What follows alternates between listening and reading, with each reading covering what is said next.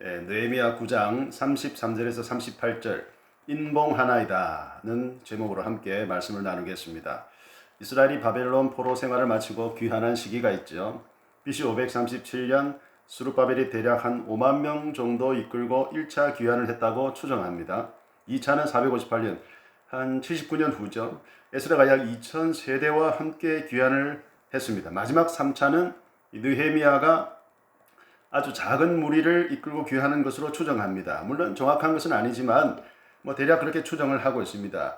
또 어떤 사람들은 귀환을 하지 않고 바벨론 땅에 페르시아가 다스리던 바벨론 땅에 머물며 거기 사는 사람들도 꽤 있었겠죠. 느헤미야는 페르시아 왕들이 다스리는 땅에서 꽤 성공한 인생을 살고 있었던 것으로 보입니다. 그가 귀환한 연대와 스룹바벨이 첫 귀환한 때, 그리고 바벨론 70년 포로기를 대략 계산하면 느헤미야는 틀림없이 바사 제국 하에 바벨론 땅에서 태어났고 꽤 많은 세월이 흘러서 이제 이게 포로라기보다는 어떤 이민자와 같은 그런 마인드를 가지지 않았을까 이렇게 생각을 해봅니다.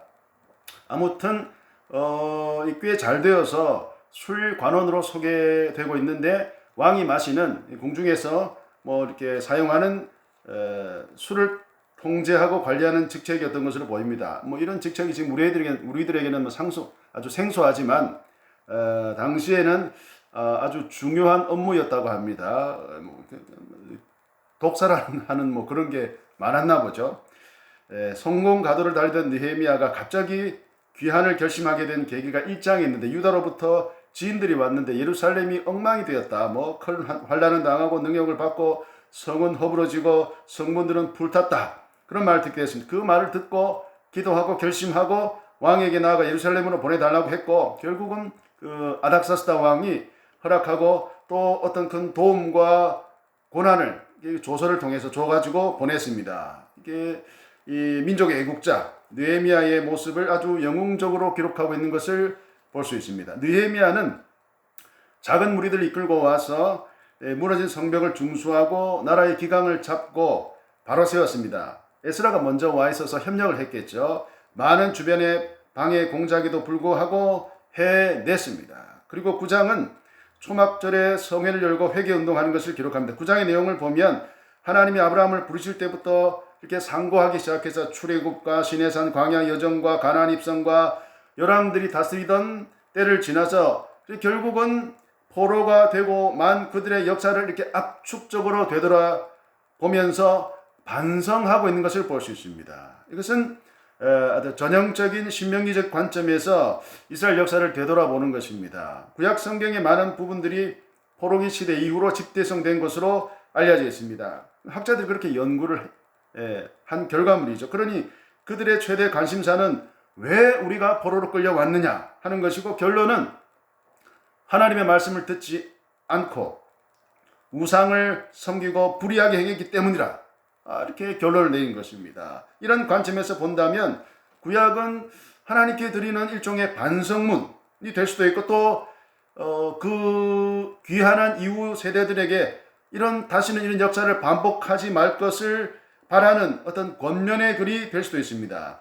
9장 마지막 38절에 우리가 이 모든 일로 말미암아 이제 견고한 언약을 세워 기록하고 우리의 방백들과 레위 사람들과 제사장들이 다 인봉하였느니라 되어 있습니다. 그리고 이제 나머지 이어지는 10장에 가면은 그 인봉한 자들의 명단이 쭉 기록되어 있고, 10장 이후로도 그 인봉에 동의한 귀환한 백성들의 가문이라든지 그런 명단들이 기록되어 있습니다.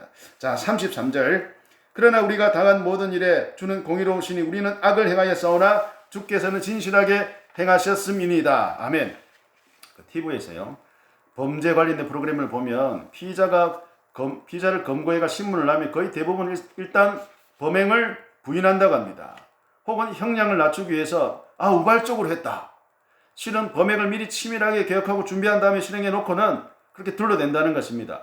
엄밀히 말하면 이스라엘은 무슨 큰 대역 이런 범죄를 저지른 것은 아니죠. 물론 정의가 사라지고 불의가 난무했으나 그것은 어느 사회에나 흔하게 일어나는, 지금 우리나라 현재 매우 민주주의가 발달해 있습니다만은 그런 일들 일어나고 있습니다. 요즘 사회적으로 소위 이 최상병 사건은 소란스럽습니다. 그 일의 진실을 밝히려는 사람과 그 좀 이렇게 자기 책임을 면하려는 사람들이 법적인 공방을 벌이겠죠. 다투고 있습니다. 뭐 그런 이런 일들. 이스라엘은 이런 일들은 어느 시대나 있는 것입니다. 이스라엘은 자기들의 잘못을 부인하지 않습니다. 그들이 잘못한 것은 뭘까요?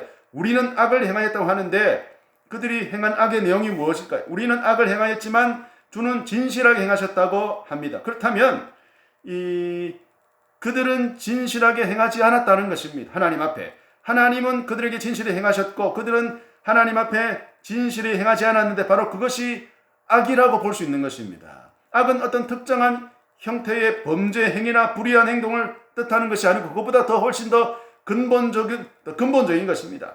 하나님 앞에 진실이 행하지 않을 때 악이 발생하게 됩니다. 최초의 사람 아담과 하와가 하나님을 의심하고 진실이 행하지 않았을 때 악이 침투하고 발생했습니다. 예수께서 바리새인과 서기관들 향해서 독사의 자식들, 이런 아주 심한 욕을 하셨습니다. 격정적인 표현이죠. 그냥 뱀도 아니고 독사, 독이 가득한 뱀의 새끼들이라는 겁니다. 이걸 도대체 사람에게 할 수 있는 말일까요? 그들은 진실을 가장한 위선으로 가득 차 있기 때문에 하나님 앞에 그리고 사람 앞에 그러니까 회칠한 무덤이라고도 하신 것입니다. 최상병 사건에서 진실을 정확하게 밝히려는 사람이 있고 또 왜곡하고 자기 책임을 면하려는 사람이 있을 것입니다. 누군가 진실이 아닌 말을 하고 있을 가능성이 높죠. 악은 하나님과 분리되고 자기 중심적인 자세로 살아가려는 모든 곳에서 도사리고 있다가 기회를 틈타 침투하고 실행에 옮깁니다. 악은 사람들을 좋아해서 지 혼자는 안 움직여요. 꼭 사람들을 통해 일을 합니다.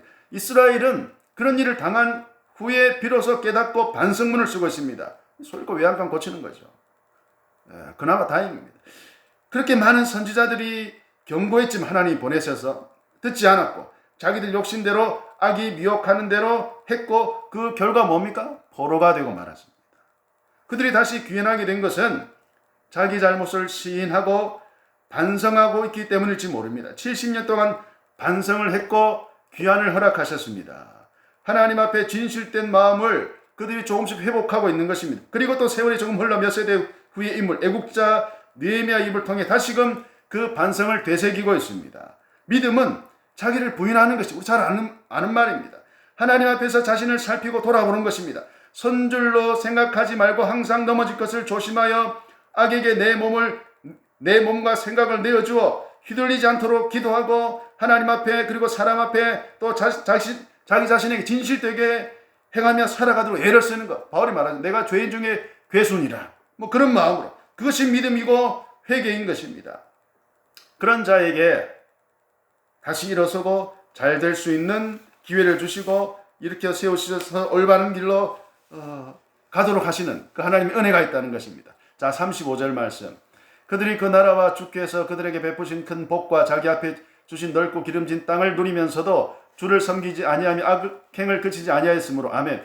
그들이라고 할 때 그들은 누구일까? 34절에 우리 왕들과 방백들과 제사장들과 조상들이 율법을 지키지 않고 주의 명령과 말씀을 순종하지 않았다고 합니다. 이스라엘이 하나님께서 주신 넓고 기름진 땅에 살고 그 땅의 소산을 누리면서도 주를 섬기지 않고 악행을 그치지 않았기 때문에 그들의 후손들이 지금 종이 되어 있다고 하는 것입니다. 종이 되었다는 것은 곧 나라의 주권을 잃고 자기 마음대로 못 산다는 거죠. 자기 의지대로 다른 나라의 속국이 되어서 지배를 받고 있다는 것입니다. 우리나라도 많은 침략을 당해 주권을 잃을 때가 있었습니다. 내부적인 다툼으로 힘을 잃었을 때 이겨내지 못하고 남의 나라의 침략을 받고 속절없이 당한 것을 우리가 역사를 통해 잘 알고 있습니다. 이스라엘이 강하게 되는 것은 어떻게 가능할까요? 어떤 다윗 같은 강력한 왕이 나타나서 나라를 힘있게 할 수 있습니다. 실제로 다윗은 그렇게 했습니다. 그러나 얼마 가지는 못했고 손자 로보암 대에서 나라가 나뉘고 말았고 그때부터 서로 북이스라엘과 남유다가 서로 아웅다웅 싸우다가 그렇게 세월 보내다가 두 나라가 다 망하고 말았습니다. 다윗의 아들 솔로몬은 주변 나라들과 무역과 경제 교류를 활발히 하면서 많은 부를 축적했고 부유하고 편하게 살았습니다. 그러나 우리가 알듯이 그는 다른 나라와 화친과 경제 교류를 구실로 많은 여인들을 맞이했고 그 나라들의 잡다한 신들과 풍습들이 들어와서 영적으로 혼탁해지고 말았습니다. 그 아비가 하는 짓을 아들이 보고 자기가 왕이 된 후에는 한술 더 뜨려고 하다가 큰 화를 당하고 말았죠.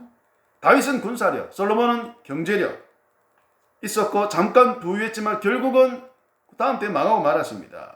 그것은 뭘 의미할까요? 강력한 통치자와 군사력 또는 경제력이 결코 오래가지 못한다는 것입니다. 그것은 어느 한순간에 무너질 수 있습니다. 이스라엘은 이것을 깨닫지 못했습니다. 하나님께서 여러 선지자들을 보내셔서 이것을 지적하셨지만 안 들었죠. 나라가 망한 후에야 비로소 후손들이 조상들의 잘못을 깨닫고 하나님 앞에 반성하고 호소하고 있는 것입니다. 사람이 세상에서 업신여김 당하지 않고 살려면 뭐 뒷배가 있거나 힘이 있거나 뭐 연줄이 있어야 됩니다. 소위 뭐 학연, 지연, 혈연 이런 것들을 사람들이 중요하게 여깁니다. 요즘 뭐 교회들도 목회자 청빙할 때 보면 뭐 추천서 같은 저 시골 작은 교회가 뭐 이렇게 업신여기는 아니지만 추천서를 가지고 오래. 좋은 게 아닙니다. 차라리 교인들이 금식기도 하는 게 낫습니다. 고린도후서 3장에서 바울이 우리가 어찌 어떤 사람처럼 추천서를 너에게 붙이거나 혹은 너에게 받거나 할 필요가 있느냐. 예루살렘에서 이상한 추천서 가지고 와가지고 교회를 혼란스럽게 하는 사람들이 꽤 있었던 여러분 젊은 목회자들이요. 크고 이름 있는 교회에 들어가가지고 그 부교육자로 섬기면서 거기 담임 목사 추천서를 받든지 무슨 학교 교수 추천서를 받든지 소위 이름 있고 명망인 교계에서 사람들이 추천서를 받으려고 애를 쓴다면 그게 옳은 일입니까?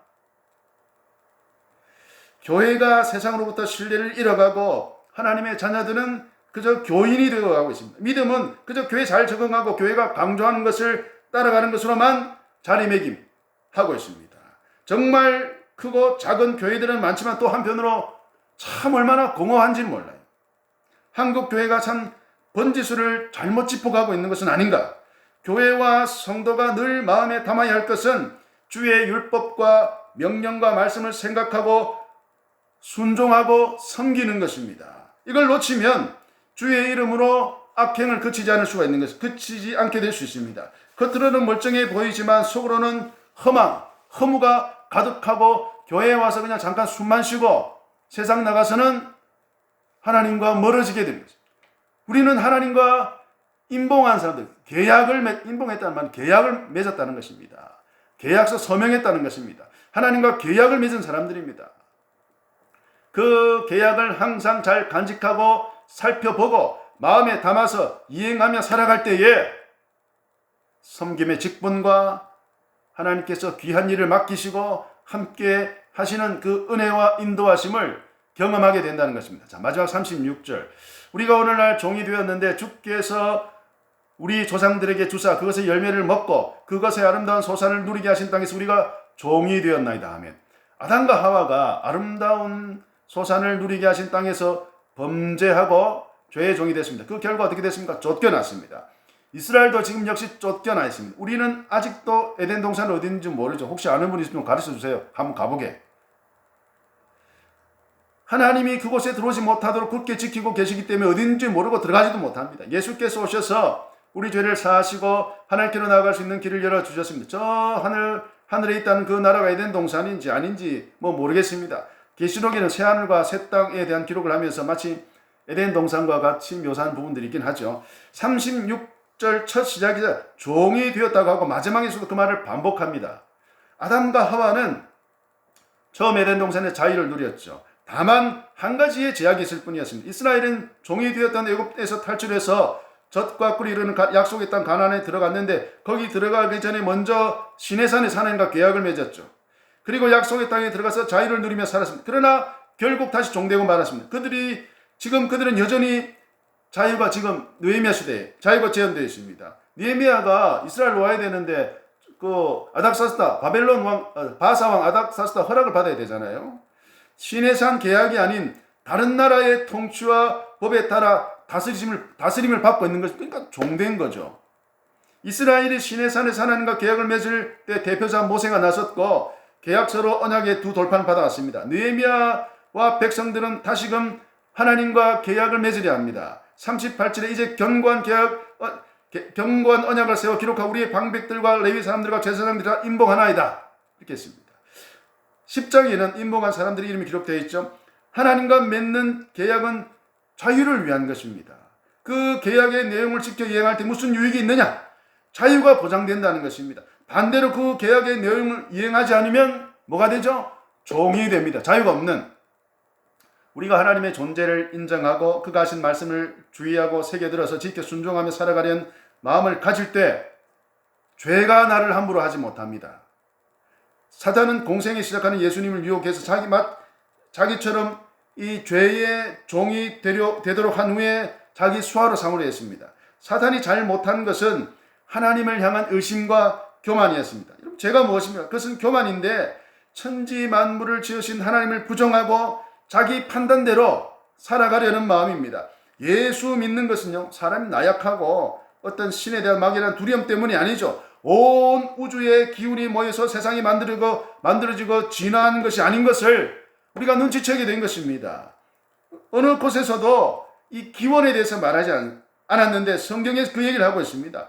사람과 하나님이 맺은 계약, 굉장히 독특하죠. 그것이 있습니다. 그 계약이요, 성경에 기록되어 있는, 지금 우리에게도 유효한 것입니다.